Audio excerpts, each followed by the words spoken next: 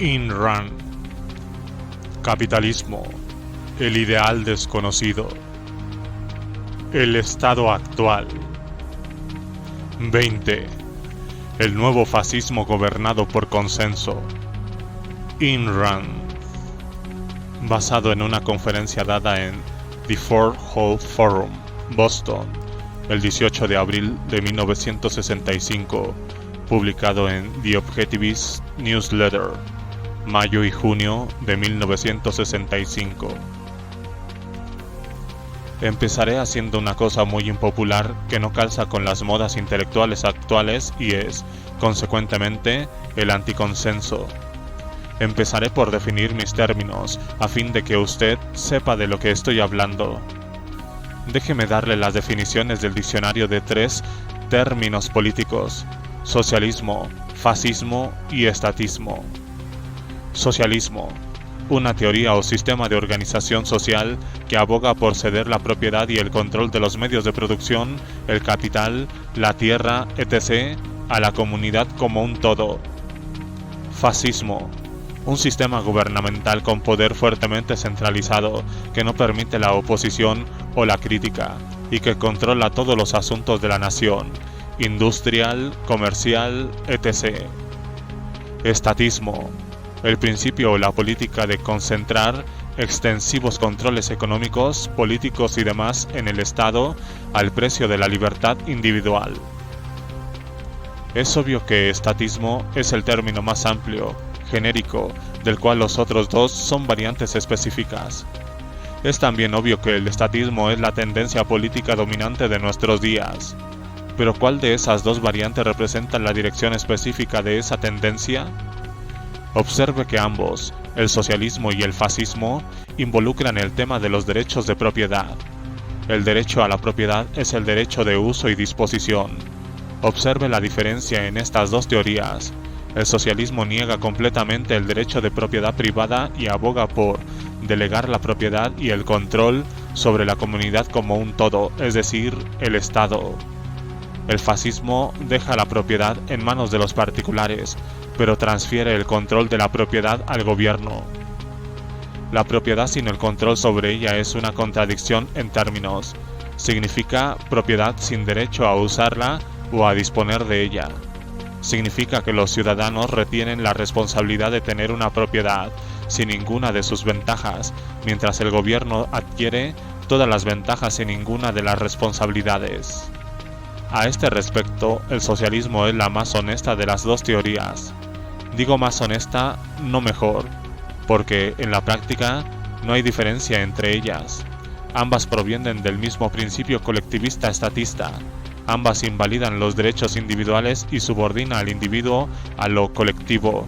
Ambas entregan la subsistencia y las vidas de los ciudadanos al poder de un gobierno omnipotente, y las diferencias entre ellas son solo cuestiones de tiempo, grado y detalle, como la elección de eslóganes con los cuales los gobernantes engañan a sus súbditos esclavizados. ¿Hacia cuál de estas dos variantes del estatismo nos estamos moviendo? ¿El socialismo o el fascismo? Para contestar esta pregunta, uno primero debe preguntar: ¿cuál es la tendencia ideológica dominante en la cultura actual? La desgraciada y aterradora respuesta es: actualmente no hay tendencia ideológica, no hay ideología, no hay principios políticos, teorías, ideales o filosofía. No hay dirección, ni meta, ni brújula, ni visión del futuro, ni elemento intelectual de liderazgo. ¿Hay algún elemento emocional dominando la cultura de hoy? Sí, uno: el miedo. Un país sin una filosofía política es como un barco a la deriva, al azar en medio del océano, a merced de cualquier viento casual, ola o corriente. Un barco cuyos pasajeros se amontonan en sus camarotes y gritan: «No muevan el barco», por miedo a descubrir que el puesto de mando del capitán está vacío. Es obvio que un barco no puede permanecer oscilando, y más le vale a oscilar y fuerte si quiere retomar su curso. Pero esto presupone una comprensión de los hechos, de la realidad, de los principios y una visión de largo plazo, todo lo cual es precisamente aquello que los no merecedores frenéticamente luchan por evadir. tal como un neurótico cree que los hechos de la realidad desaparecen si él se rehúsa a reconocerlos. Así hoy, la neurosis de toda una cultura lleva a los hombres a creer que su necesidad desesperada de principios políticos y de conceptos desaparecerá si consiguen borrar todos los principios y conceptos. Pero ya que, de hecho, ni un individuo ni una nación puede existir sin alguna forma de ideología, esta clase de anti-ideología es ahora la ideología formal, explícita, dominante de nuestra cultura en bancarrota. Esta anti-ideología tiene un nombre nuevo y muy desagradable. Es llamada gobierno por consenso. Si algún demagogo nos propusiera como un credo orientador la siguiente tesis: las estadísticas deberían sustituir a la verdad, el recuento de votos a los principios, las cifras a los derechos y las encuestas públicas a la moral, que la conveniencia pragmática del momento debería ser el criterio para los intereses de un país, y que el número de adherentes debería ser el criterio de verdad o falsedad de una idea, que cualquier deseo de cualquier naturaleza sobre cualquier cosa debería ser aceptado como un derecho válido, siempre que lo sostenga un número suficiente de personas, que una mayoría le pueda hacer a una minoría lo que le plazca. En resumen, el gobierno de la banda y de la turba, si un demagogo lo ofreciera, no llegaría demasiado lejos. Pero todo esto está contenido en, y se camufla con, la noción del gobierno por consenso. Esta noción ahora está camuflada, no como una ideología, sino como una anti-ideología, no como un principio, sino como una manera de borrar los principios, no como una causa, sino como una racionalización, como un ritual verbal o una fórmula mágica para apaciguar la neurosis nacional de ansiedad, un tipo de píldora estimulante o de estupidez para los que no mueven al barco, y una oportunidad para juzgar salvajemente a los otros. Es solo el actual desprecio letárgico por los pronunciamientos de nuestros líderes políticos e intelectuales lo que ciega a las personas frente al significado, implicancias y consecuencias de la noción de gobierno por consenso. Todos ustedes lo han oído y, sospecho, lo descartan como oratoria de políticos sin pensar en su significado real. Pero eso es lo que les insto a considerar. Una pista significativa de ese significado fue dada en un artículo de Tom Wicker en The New York Times, 11 de octubre de 1964, refiriéndose a lo que Nelson Rockefeller solía llamar la corriente principal del pensamiento estadounidense. El señor Wicker escribe: esta corriente central es lo que han estado proyectando los teóricos políticos por años como el consenso nacional, aquello que Walter Lippmann apropiadamente ha llamado el centro vital. La moderación política, casi por definición, está en el corazón del consenso, es decir, el consenso generalmente derrumba todos los criterios políticos aceptables, todas las ideas que no son completamente repugnantes y que directamente no amenazan a algún segmento importante de la población. Por consiguiente, las ideas aceptables deben tener en cuenta los puntos de vista de los otros, y eso es lo que se entiende por moderación. Ahora identifiquemos lo que esto significa. El consenso generalmente abarca todos los puntos de vista políticos aceptables. ¿Aceptables para quién? Para el consenso. Y dado que el gobierno es dirigido por consenso, esto significa que las visiones políticas deben dividirse entre las aceptables y las inaceptables para el gobierno. ¿Cuál sería el criterio de aceptabilidad? El señor Wicker lo suministra. Observe que el criterio no es intelectual, no es una cuestión de si ciertos puntos de vista son verdaderos o falsos. El criterio no es moral, no es una cuestión de si los puntos de vista son buenos o malos. El criterio es emocional. Todas las ideas que no sean repugnantes, ¿para quién? Para algún amplio segmento de la población. Existe también la estipulación adicional de que esas ideas no deben amenazar directamente a ese amplio segmento. ¿Qué pasa con los segmentos minoritarios de la población? ¿Son las ideas que los amenazan aceptables? ¿Qué pasa con el segmento mínimo, el individuo? Obviamente, el individuo y los grupos minoritarios no son tomados en consideración, no importa cuán repugnante pueda ser una idea para un hombre y no importa cuán gravemente pueda amenazar su vida, su trabajo, su futuro. Este debe ser ignorado o sacrificado por el consenso omnipotente y por su gobierno, a menos que él tenga una pandilla grande, que lo respalde. ¿Qué es exactamente una amenaza directa para alguna parte de la población? En una economía mixta, cada acción gubernamental es una amenaza directa para algunos hombres y una amenaza indirecta para todos. Cada interferencia gubernamental en la economía consiste en otorgar un beneficio inmerecido, arrancado por la fuerza, por algunos hombres a costa de otros. ¿Qué criterio de justicia tiene un gobierno de consenso como guía? El tamaño de la pandilla de la víctima. Ahora advierta la última frase del señor Wicker. Por lo tanto, las ideas aceptables deben tener en cuenta los puntos de vista de los otros, y eso es lo que se entiende por moderación. ¿Y a qué se refieren aquí con los puntos de vista de los otros? ¿De qué otros?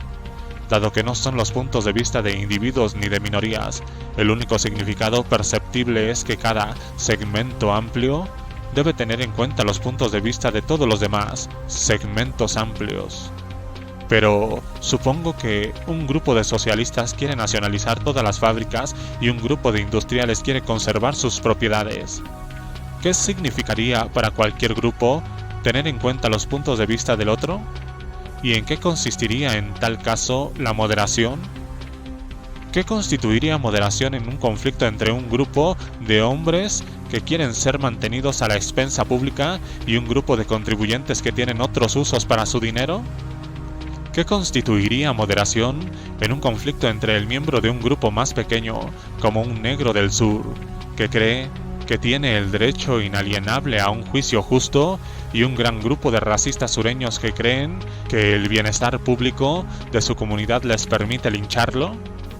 ¿Qué constituiría moderación en un conflicto entre un comunista y yo, o entre nuestros respectivos seguidores, cuando mi opinión es que tengo un derecho inalienable a mi vida, libertad y felicidad, y cuando sus puntos de vista son que el bienestar público del Estado le permite robarme, esclavizarme o asesinarme?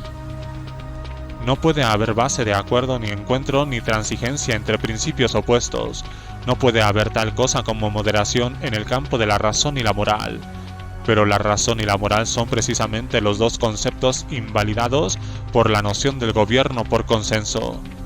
Los preconizadores de esa noción declararían en este punto que cualquier idea que no permite alcanzar un compromiso constituye un extremismo, que cualquier forma de extremismo, cualquier posición inflexible es mala, que el consenso se derrumba ante aquellas ideas que son gratas a la moderación y que la moderación es la virtud suprema, reemplazando a la razón y a la moral. Esta es la clave del núcleo, la esencia, el motivo y el significado verdadero de la doctrina del gobierno por consenso. El culto de la transigencia. Transigir es la precondición, la necesidad, el imperativo de una economía mixta. La doctrina del consenso es un intento por traducir los hechos toscos de una economía mixta en un sistema ideológico o de un sistema antiideológico y proveerlos de una semblanza de justificación. Una economía mixta es una mezcla de libertad y controles, sin principios, reglas o teorías que los definan. Dado que la introducción de controles necesita e induce a ulteriores controles, es una mezcla inestable, explosiva que finalmente tiene que revocar los controles o sufrir un colapso cayendo en una dictadura. Una economía mixta no tiene principios para definir sus políticas, sus metas, sus leyes, ni principios para limitar el poder de su gobierno. El único principio de una economía mixta, el cual necesariamente tiene que permanecer anónimo e ignorado, es que no están seguros los intereses de nadie. Los intereses de todos están en un bloque de subasta pública y todo está permitido para cualquiera que pueda conseguir hacerlo.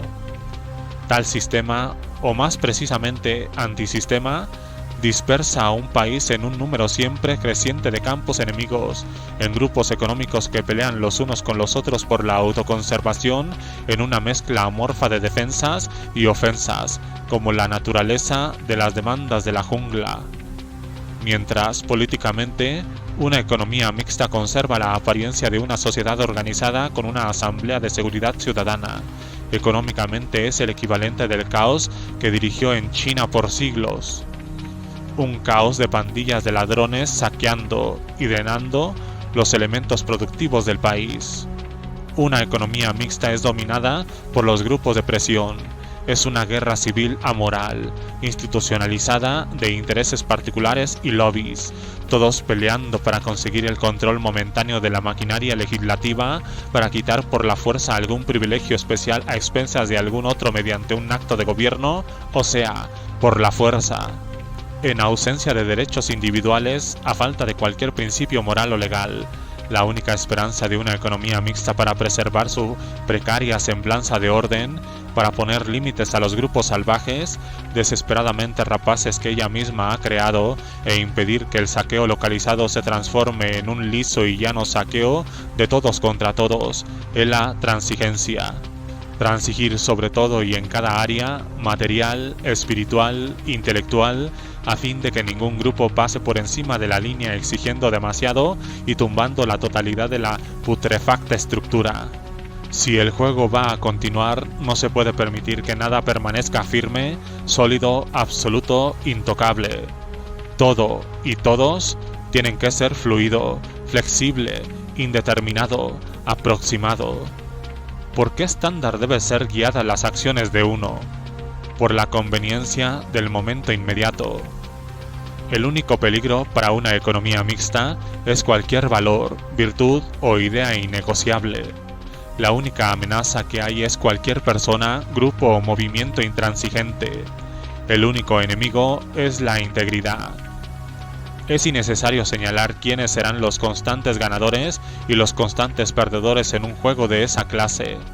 También está clara la clase de unidad, consenso, que el juego requiere, la unidad de un acuerdo tácito de que cualquier cosa vale, cualquier cosa está en venta o en negociación, y el resto anda tras la refriega de ejercer presión, hacer lobby, manipular, rogar, sobornar, traicionar y la probabilidad. La ciega probabilidad de una guerra en la cual el premio es el privilegio de usar la fuerza legal contra víctimas legalmente desarmadas. Observe que este tipo de premio establece un interés básico sostenido en común por todos los jugadores. El deseo de tener un gobierno fuerte, un gobierno de poder ilimitado, lo suficientemente fuerte como para dejar a los ganadores y a los presuntos ganadores huir con cualquier cosa que pretendan. Un gobierno no comprometido con ninguna política, sin restricciones de ninguna ideología. Un gobierno que acapara un poder en continuo aumento, el poder por el hecho del poder, lo cual significa, para el bien y el uso de cualquier pandilla mayor, que lo pueda tomar momentáneamente para atacar con su cláusula legislativa particular y enterrarla en la garganta del país. Observe, por consiguiente, que la doctrina de la transigencia y la moderación se aplica a todo excepto a un tema, a cualquier sugerencia que limite el poder del gobierno. Observe los torrentes de vilipendio, abuso y odio histérico desatados por los moderados contra cualquier defensor de la libertad, o sea, del capitalismo. Observe que denominaciones como centro extremo o centro militante son usadas por personas con aire serio y justificado. Observe la intensidad desproporcionadamente cruel de la campaña difamatoria contra el senador Goldwater, la cual tuvo insinuaciones de pánico, el pánico de los moderadores, los centristas vitales, los que están a mitad de camino, frente a la posibilidad de que un verdadero movimiento pro-capitalismo pueda ponerle fin a su juego. Un movimiento que, inicialmente, no existe hasta ahora, ya que el senador Goldwater no era un defensor del capitalismo y ya que su campaña sin sentido ni filosófica ni intelectual ha contribuido a la trinchera de los defensores del consenso. Pero lo que es significativo aquí es la naturaleza del pánico de los moderados. Nos dio un atisbo de su moderación alardeada, su respeto democrático por los votos populares y su tolerancia a los desacuerdos o la oposición. En una carta a The New York Times, 23 de junio de 1964, un profesor asistente de ciencias políticas, temiendo la desintegración de Goldwater, escribió lo siguiente: el peligro real recae sobre la campaña disgregadora que su designación provocaría. El resultado de la candidatura de Goldwater sería un electorado dividido y amargado. Para ser efectivo, el gobierno estadounidense requiere un alto grado de consenso y bipartidismo en cuestiones básicas. ¿Cuándo y por quién ha sido aceptado el estatismo como principio básico de Estados Unidos y como un principio que debería colocarse más fuera del debate o el disenso, de tal manera que ninguna de las cuestiones básicas necesite ser discutida? ¿No es esa la fórmula de un gobierno de partido único? El profesor no lo especificó. Otro lector que envió una carta a The New York Times, 24 de junio de 1964, identificándose como un socialdemócrata, fue un poco más allá. Deje que el pueblo estadounidense escoja en noviembre. Si escogen abrumadoramente a Lyndon Johnson y a los demócratas, entonces de una vez por todas el gobierno federal puede hacer progresos, sin excusas, sobre el trabajo que millones de negros, desempleados, ancianos, enfermos y minusválidos esperan que se haga, por no decir nada acerca de nuestros compromisos en ultramar. Si la gente escoge a Goldwater, entonces parecería, después de todo, que difícilmente valga la pena salvar la nación. Woodrow Wilson una vez dijo que se puede ser demasiado orgulloso como para pelear. Luego tuvo que ir a la guerra. De una vez por todas, saquémoslo, mientras la batalla aún puede ser peleada con votos en lugar de balas. ¿Quiere decir este caballero que si no votamos de esa manera, él recurrirá a las balas? Su suposición es tan buena como la mía. De The New York Times, que había sido un conspicuo defensor del gobierno por consenso, dijo algunas cosas curiosas en su comentario acerca de la victoria del presidente Johnson. Su editorial del 8 de noviembre de 1964 indicó: no importa cuán masiva sea la victoria electoral, y fue masiva. La administración simplemente no puede cabalgar en la cresta de la ola popular rodando sobre un mar de generalizaciones perogrullescas y promesas eufóricas. Ahora que tiene un mandato popular amplio, tiene la obligación moral así como también política de no intentar ser todas las cosas para todos los hombres, sino de calmarse para atender un curso de acción serio, concreto, pleno de significado. ¿Qué clase de acción es plena de significado? Si a los lectores no les ofreció más que generalizaciones perogrullescas y promesas eufóricas, ¿cómo se puede tomar su voto como un mandato popular amplio? ¿Un mandato para un propósito no identificado? ¿Un cheque en blanco político? ¿Y si el señor Johnson ganase con una victoria masiva intentando ser todas las cosas para todos los hombres, entonces, ¿qué cosas se esperan de él ahora? ¿A qué electores decepcionará o traicionará? ¿Y qué es eso del consenso popular amplio? Moral y filosóficamente, ese editorial es altamente dubitativo y contradictorio, pero se vuelve claro y coherente en el contexto de la antiideología de una economía mixta. No se espera que el presidente de una economía mixta tenga una política o programa específicos. Un cheque en blanco en el poder es todo lo que pide que le den los lectores. De ahí en más, todo queda en manos del juego del grupo de presión, el cual se supone que comprende y apoya en todo el mundo, pero al cual nunca se menciona. Que seguramente será para esos hombres depende de las probabilidades del juego y de cuáles sean los segmentos amplios de la población. Su trabajo es solo mantener el poder y dispensar favores. En los 30, los socialdemócratas tenían un programa de reformas sociales amplias y un espíritu de cruzada. Apoyaban una sociedad planificada. Hablaban en términos de principios abstractos, proponían teorías de una naturaleza predominantemente socialista, y la mayor parte de ellos fueron susceptibles de la acusación de que, al hacerlo, ampliaban el poder del gobierno. La mayor parte aseguraba a sus adversarios que el poder del gobierno era solo un medio temporal para un fin noble, la liberación del individuo de su esclavitud a las necesidades materiales. Hoy nadie habla de una sociedad planificada en el campo socialdemócrata. Los programas de largo alcance, teorías, principios, abstracciones y fines nobles ya no están de moda. Los socialdemócratas modernos ridiculizan cualquier interés político sobre asuntos de amplia magnitud como toda una sociedad o una economía.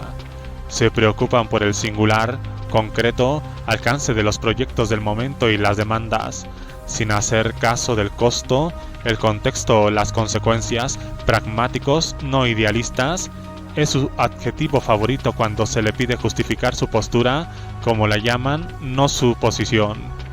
Son militantemente opuestos a la filosofía política.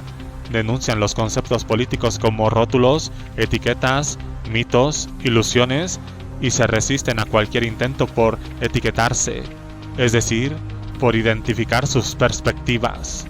Son belicosamente antiteóricos y con un manto desteñido de intelectualidad todavía puesto sobre sus hombros, son también antiintelectuales. El único raramente de su anterior idealismo es un cansado, cínico ritual con citas de eslóganes humanitarios deteriorados cuando la ocasión así lo exige. El cinismo, la incertidumbre y el miedo son las insignias de la cultura que aún dominan por ausencia. Y la única cosa que no se ha oxidado en su equipo ideológico, sino que se ha vuelto más salvajemente brillante y clara a través de los años, es su lujuria por el poder, por un poder autocrático, estatista, totalitario y gubernamental. No es una cruzada por la claridad, no es la lujuria de un fanático con una misión. Es más como la claridad de la mirada sin vida de un sonámbulo cuya desesperación letárgica desde hace mucho tiempo ha creído ingenuamente en la minoría de su propósito, pero que todavía se aferra a su arma mística en la creencia testaruda de que debe haber una ley, que todo saldrá bien si solo la persona de influencia hiciera aprobar una ley, que todo problema puede ser solucionado por el poder mágico de la fuerza bruta. Tal es la presente tendencia intelectual, estatal e ideológica de nuestra cultura. Ahora le pido que considere la pregunta que hice al principio de esta discusión, hacia cuál de estas dos variantes del estatismo nos estamos moviendo, socialismo o fascismo. Déjeme someter a evidencia, como parte de la respuesta, una cita de un editorial que apareció en el Washington Star, octubre de 1964. Es una mezcla elocuente de verdad y desinformación, y un ejemplo típico del conocimiento político actual. El socialismo es simplemente la propiedad estatal de los medios de producción. Esto nunca ha sido propuesto por el mayor candidato del partido a la presidencia y tampoco es propuesto ahora por Lyndon Johnson. Verdadero. Hay sin embargo una amplia serie de actos legislativos estadounidenses que aumentan la regulación del gobierno sobre la empresa privada o sobre la responsabilidad gubernamental por el bienestar individual. Verdadero. Es a tal legislación que se refieren los gritos preventivos de socialismo.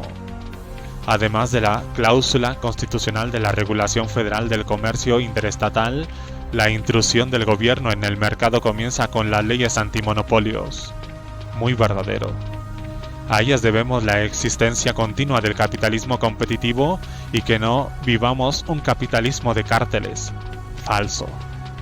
Dado que el socialismo es el producto de un modo u otro del cartel capitalista, falso. Razonablemente, puede decirse que tal interferencia gubernamental en los negocios ha frenado, de hecho, al socialismo. Peor que falso. En lo que se refiere a la legislación del bienestar, está todavía a años luz de distancia de la seguridad social desde la cuna a la tumba, patrocinada por el socialismo contemporáneo. No precisamente verdadero. Parece más bien una preocupación humana común por el desamparo humano que un programa ideológico de alguna clase. La última parte de esta frase es verdadera. No es un programa ideológico. En lo que se refiere a la primera parte, la común preocupación humana por el desamparo humano no se manifiesta ordinariamente en forma de una arma apuntada a los billeteras y a las ganancias de los vecinos. Este editorial no mencionó, por supuesto, que un sistema en el cual el gobierno no nacionaliza los medios de producción, pero asume el control total sobre la economía, es fascismo. Es cierto que los defensores del Estado asistencial no son socialistas, que nunca apoyaron o intentaron la socialización de la propiedad privada, que quieren preservar la propiedad privada con control gubernamental sobre su uso y disposición, pero esa es la característica fundamental del fascismo. Aquí hay otra evidencia. Esta es menos burdamente ingenua que la primera y bastante más insidiosamente equivocada. Es de una carta de The New York Times, 1 de noviembre de 1964, escrita por un profesor asistente de economía. Desde casi cualquier punto de vista, hoy Estados Unidos está más comprometido con la empresa privada que probablemente cualquier otro país industrial y no está ni remotamente cercano a un sistema socialista. Tal como el término es entendido por los estudiantes de sistemas económicos comparados y otros que no lo usan con livianidad, el socialismo es identificado con la nacionalización de gran alcance, un sector público dominante, un movimiento cooperativo fuerte, la distribución del ingreso igualitaria, un estado asistencial total y la planificación centralizada. En Estados Unidos no ha habido nacionalización, sino que las preocupaciones del gobierno le han sido pasadas a la empresa privada. La distribución del ingreso en este país es una de las más desiguales entre las naciones desarrolladas y las reducciones de impuestos y las evasiones impositivas han mitigado la moderada progresividad de nuestra estructura tributaria.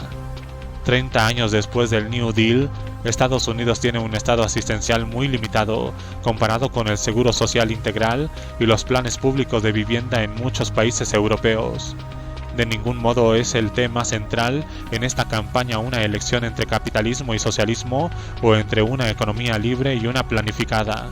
El tema es acerca de dos conceptos discrepantes del rol del gobierno en el entramado de un sistema de empresa esencialmente privada. El rol del gobierno en un sistema de empresa privada es el de un policía que protege los derechos individuales del hombre, incluyendo los derechos de propiedad, protegiendo a los hombres de la fuerza física. En una economía libre, el gobierno no controla, regula, coarta o interfiere con las actividades económicas de los hombres. No conozco los puntos de vista políticos del que escribe esa carta. Puede ser un socialdemócrata o puede ser un alegado defensor del capitalismo. Pero si es esto último, entonces debo señalar que criterios como los suyos, los cuales son compartidos por muchos conservadores, son más dañinos y peyorativos para el capitalismo que las ideas de sus enemigos declarados. Tales conservadores consideran el capitalismo como un sistema compatible con los controles gubernamentales y así ayudan a propagar los conceptos erróneos más peligrosos. Si bien el capitalismo total de laissez-faire no ha existido en ninguna parte, siempre fueron admitidos algunos y necesarios controles del gobierno para diluir y menoscabar el sistema estadounidense original, más a través del error que a través de la intención teórica. Tales controles fueron impedimentos menores, las economías mixtas del siglo XIX eran predominantemente libres, y es esta libertad sin precedentes lo que provocó el progreso inédito de la humanidad. Los principios, la teoría y la práctica real del capitalismo se asientan sobre un mercado libre, no regulado, tal como la historia de los últimos 2 siglos ha demostrado ampliamente.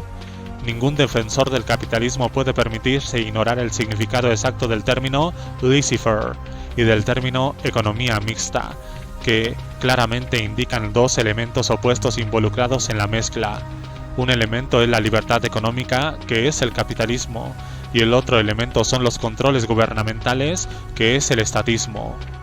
Durante años ha circulado una campaña insistente para hacernos aceptar la perspectiva marxista de que todos los gobiernos son herramientas de intereses económicos de clase y que el capitalismo no es una economía libre, sino un sistema de controles gubernamentales que sirve a una clase privilegiada. El propósito de esa campaña es distorsionar la economía, reescribir la historia y obliterar la existencia y la posibilidad de un país libre y de una economía no controlada.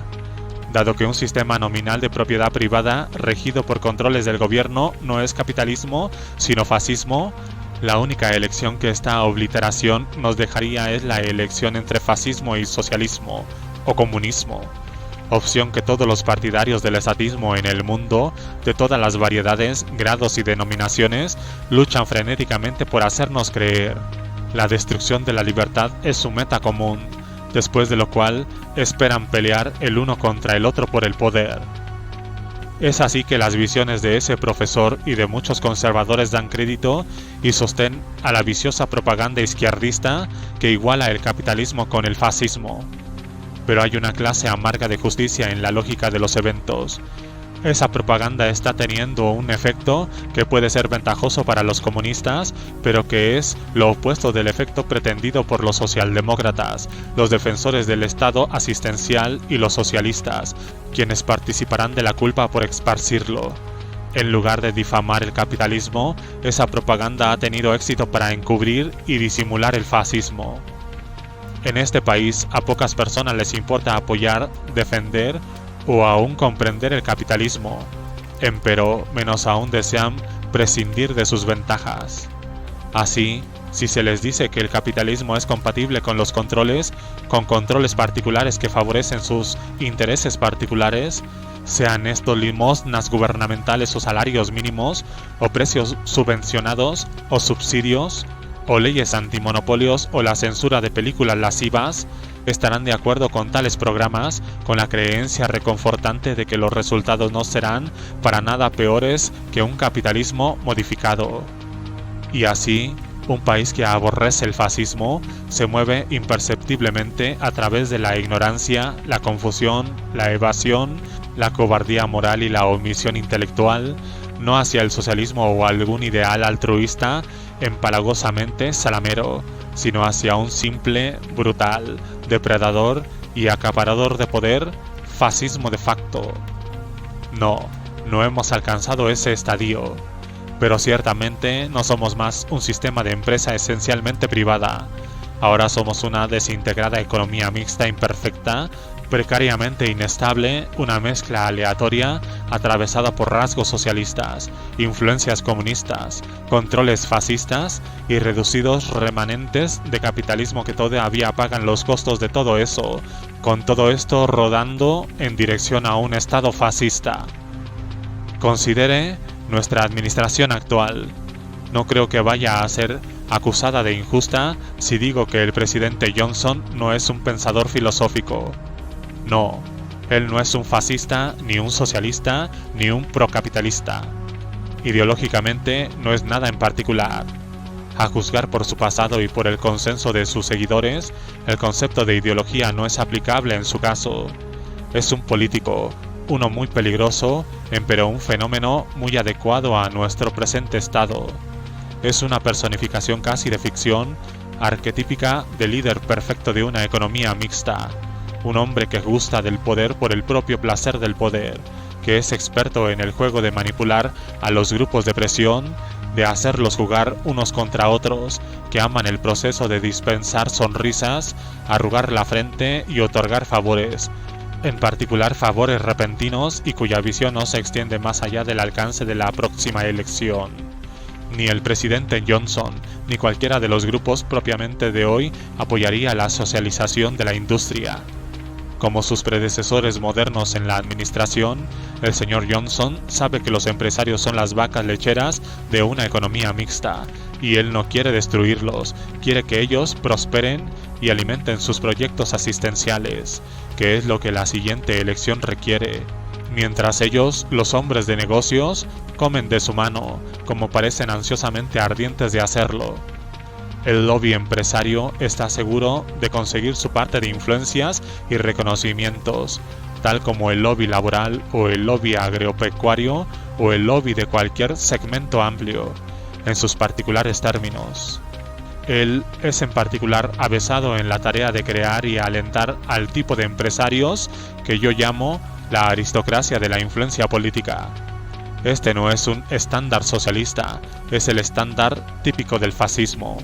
El significado político, intelectual y moral de la política del señor Johnson hacia los hombres de negocios fue resumido elocuentemente en un artículo en The New York Times el 4 de enero de 1965. El señor Johnson es un keynesiano acérrimo en su cortejo asiduo al mundo de los negocios, a diferencia del presidente Roosevelt, quien se deleitó con atacar a los empresarios hasta que la Segunda Guerra Mundial lo forzó a una renuente tregua, y del presidente Kennedy, quien también incurrió en la total hostilidad empresaria. El presidente Johnson ha trabajado duramente y por mucho tiempo para obligar a los hombres de negocios a unirse por rangos en un consenso nacional hacia sus programas. Esta campaña puede perturbar a muchos keynesianos, pero es puro keynesianismo. De hecho, Lord Keynes, quien fuera considerado como una figura peligrosa y maquiavélica por los hombres de negocios estadounidenses, hizo sugerencias específicas para mejorar las relaciones entre el presidente y el mundo empresario. Puso por escrito sus puntos de vista en 1938 en una carta al presidente Roosevelt, quien estaba operando en su renovada crítica hacia los hombres de negocios al continuar la recesión del año anterior. Lord Keynes, quien siempre trató de transformar el capitalismo para salvarlo, reconoció la importancia de la confianza empresarial e intentó convencer al señor Roosevelt de reparar el daño que había hecho. Aconsejó al presidente diciéndole que los empresarios no eran políticos y que no respondían de la misma manera. Son, escribió, mucho más suaves que los políticos, al mismo tiempo encantados y aterrados por los reflejos de la publicidad, fácilmente persuadidos para ser patriotas, perplejos, aturdidos, ciertamente aterrados, aunque demasiado ansiosos por tener una perspectiva alegre, vana quizá, pero muy inseguros de ellos mismos, patéticamente receptivos de una palabra amable. Keynes confió que el señor Roosevelt pudiese domesticarlos y atender sus ofrecimientos, para lo cual lo proveyó de algunas simples reglas keynesianas. Usted podría hacer lo que quiera con ellos, continuaba la carta, si usted los tratara aún a los grandes, no como lobos y tigres, sino como animales domésticos, aun cuando hayan sido mal educados y no se hayan entrenado como usted desearía. El presidente Roosevelt ignoró su sugerencia. Lo mismo aparentemente hizo el presidente Kennedy, pero el presidente Johnson parece haber captado el mensaje. Con palabras amables y palmadas frecuentes en la cabeza, tuvo al mundo de los negocios comiendo de su mano. El señor Johnson parece estar de acuerdo con la visión de Lord Keynes de que no hay mucho que obtener manteniendo una contienda con los hombres de negocios. Como él lo puso, si usted los lleva a un humor hosco, obstinado, aterrorizados como animales domésticos mal adiestrados, la carga de la nación no será transmitida al mercado, y a la postre, la opinión pública virará su rumbo. La visión de los hombres de negocios como animales domésticos que transportan la carga de la nación y que deben ser adiestrados por el presidente para cumplir con sus ofrecimientos no es una visión compatible con el capitalismo. No es una perspectiva aplicable al socialismo, ya que no hay hombres de negocios en un estado socialista. Es una perspectiva que expresa la esencia económica del fascismo, de la relación entre la empresa comercial y el gobierno en un estado fascista. No importa cuál sea el camuflaje verbal, tal es el significado real de cualquier variante del capitalismo, transformado o modificado o modernizado o humanizado. En todas esas doctrinas, la humanización consiste en convertir a algunos miembros de la sociedad, los más productivos, en bestias de carga. La fórmula por la cual los animales de sacrificio son engañados y domesticados está siendo repetida con frecuencia e insistencia creciente. Los hombres de negocios, se dice, deben valorar al gobierno, no como un enemigo, sino como un socio. La noción de una asociación entre un grupo privado y los funcionarios públicos, entre empresa y gobierno, entre la producción y la fuerza, es una corrupción lingüística, un anticoncepto, típico de una ideología fascista, una ideología que considera la fuerza como el elemento básico y árbitro último de todas las relaciones humanas. Asociación es un eufemismo indecente del control gubernamental. No puede haber asociación entre burócratas armados y particulares indefensos que no tienen otra opción que obedecer. ¿Qué probabilidad tendría usted contra un socio cuya palabra arbitraria es ley quien le puede dar una audiencia, salvo que su grupo de presión no sea lo suficientemente grande, pero que jugará a los favoritos y negociará sus intereses, que siempre tendrá la última palabra y el derecho legal a implementarla sobre usted a punta de pistola, manteniendo su propiedad, su trabajo, su futuro y su vida en su poder? ¿Ese es el significado de asociación? Pero hay hombres que pueden encontrar atractiva tal perspectiva. Existen entre los hombres de negocios, como en todo otro grupo o profesión, hombres que temen a la competencia de un mercado libre y que darían la bienvenida a un socio armado para extorsionar, obteniendo ventajas especiales sobre sus competidores más competentes. Los hombres que tratan de subir no por mérito sino por influencias, los hombres que están dispuestos y ansiosos a no vivir de acuerdo a derecho sino por gracia. Entre los empresarios, este tipo de mentalidad fue la responsable de que se aprobaran las leyes antimonopolios y que todavía hoy se mantengan. Un número sustancial de empresarios republicanos viró hacia el partido del señor Johnson en la última elección. Aquí hay algunas observaciones interesantes sobre este tema de una encuesta por The New York Times, 16 de septiembre de 1964. Entrevistas en 5 ciudades del nordeste y el medio oeste industrial revelan diferencias notables en la perspectiva política entre directivos de empresas de envergadura y hombres que dirigen pequeñas compañías. Los ejecutivos que esperan emitir el primer voto demócrata presidencial de sus vidas están casi todos afiliados a empresas de envergadura. Hay más sostén hacia el presidente Johnson entre los ejecutivos que están entre los 40 y 50 años que los que hay entre los hombres de negocios mayores o menores. Muchos empresarios de entre 40 y 50 años dicen que encuentran relativamente poco cambio en el apoyo al señor Johnson de parte de los ejecutivos menores. Las entrevistas con los de 30 años confirman esto. Los ejecutivos más jóvenes hablan con orgullo de sus generaciones como la que interrumpió y trastocó la tendencia hacia más liberalismo en los hombres más jóvenes. Es en la cuestión del déficit gubernamental que la división de opinión entre los hombres de las pequeñas y grandes empresas emerge más dramáticamente. Los directivos de las corporaciones gigantes tienen una tendencia mucho mayor a aceptar la idea de que los déficits presupuestarios son a veces necesarios y aún deseables. El típico hombre de empresas pequeñas, sin embargo, guarda un desprecio muy especial por los gastos deficitarios.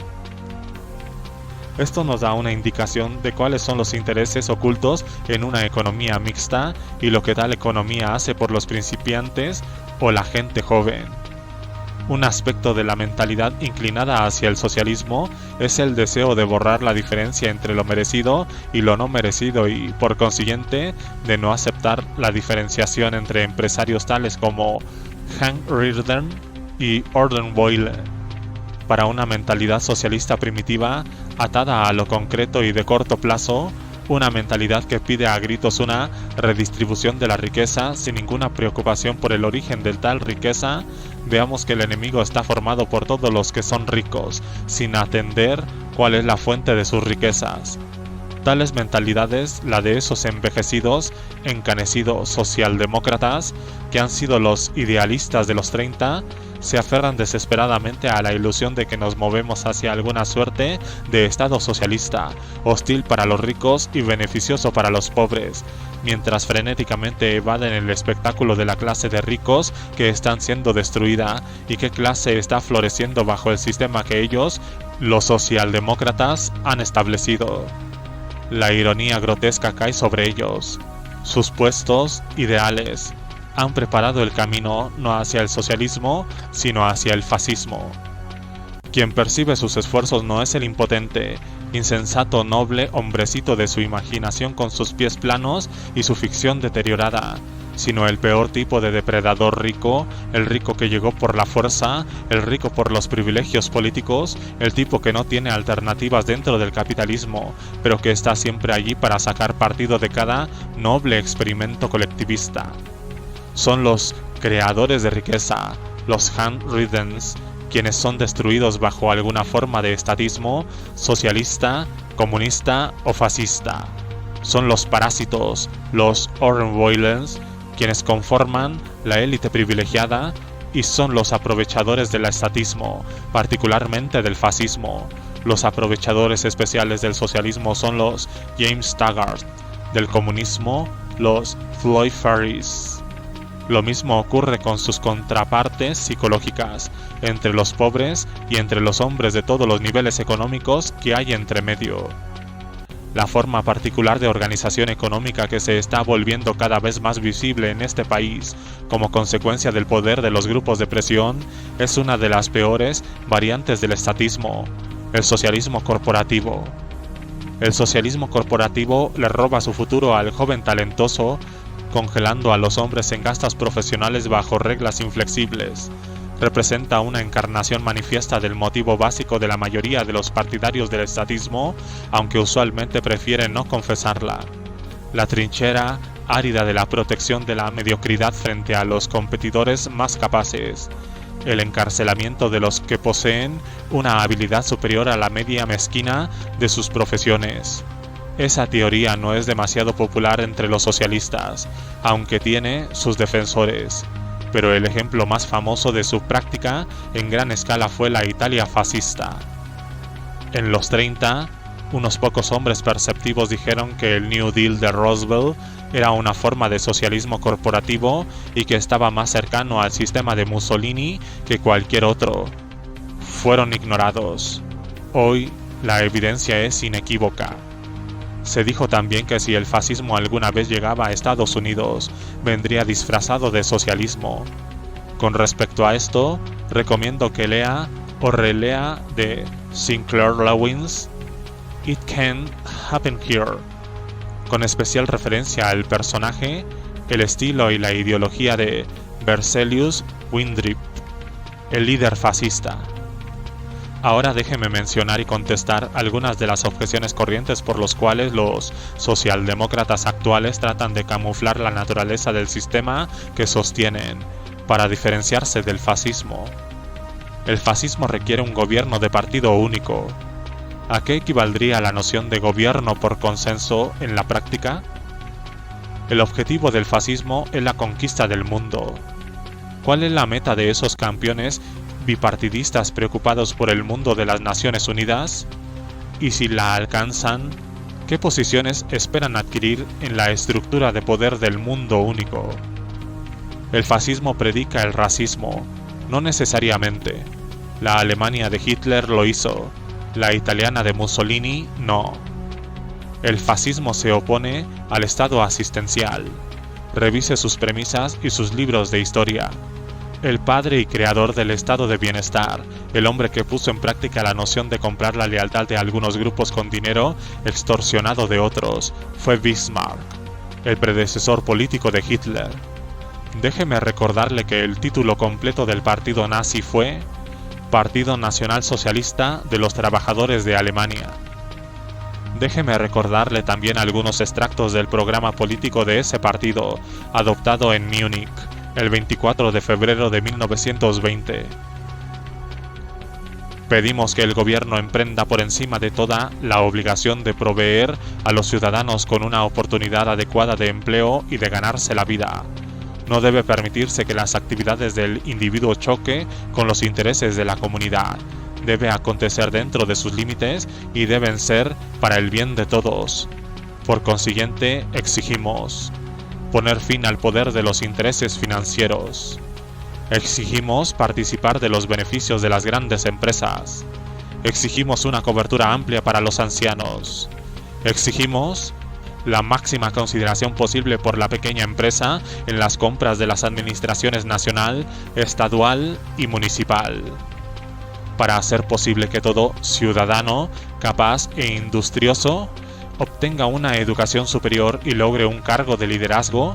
El gobierno debe proveer una ampliación general de todo nuestro sistema de enseñanza público. Exigimos la educación a expensas del gobierno a los niños dotados de padres pobres. El gobierno debe emprender la mejora de la salud pública, protegiendo a la madre y al niño, prohibiendo el trabajo de menores, mediante el mayor apoyo posible para todos los clubs preocupados por la educación física de la juventud. Combatimos el espíritu materialista dentro y fuera de nosotros y estamos convencidos de que una recuperación permanente de nuestra gente solo puede provenir desde el interior, sobre la base del bien común antes que del bien del individuo. Hay, sin embargo, una diferencia entre el tipo de fascismo hacia el cual vamos derivando y la clase que devastó a los países europeos. El nuestro no es un tipo militante de fascismo, no es un movimiento organizado de demagogos chillones, matones sangrientos, histéricos intelectuales de tercera y delincuentes juveniles. El nuestro es un fascismo fatigado, cansado, cínico, fascismo por defecto, no como un desastre flameante, sino más como el colapso pasivo de un cuerpo letárgico lentamente carcomido por la corrupción interna. ¿Tenía que ocurrir? No. ¿Puede ser evitado aún? Sí. Si usted duda del poder de la filosofía para establecer el curso y forjar el destino de las sociedades humanas, observe que nuestra economía mixta es el producto literal, fielmente conducido como pragmatismo y de la degeneración criada bajo su influencia.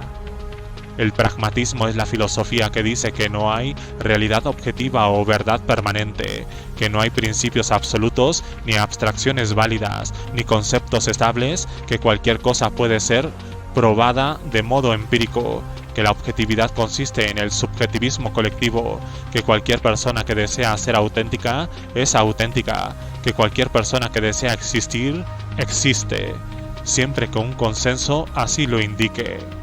Si usted quiere evitar el desastre final, es a este tipo de forma de pensar, a cada una de esas proporciones, a las que usted debe enfrentar, analizar y rechazar. Entonces habrá captado la vinculación de la filosofía con la política y con los acontecimientos diarios de su vida. Se habrá dado cuenta de que ninguna sociedad es mejor que su basamento filosófico. Y entonces, parafraseando a John Galt, usted estará listo no para volver al capitalismo, sino para descubrirlo.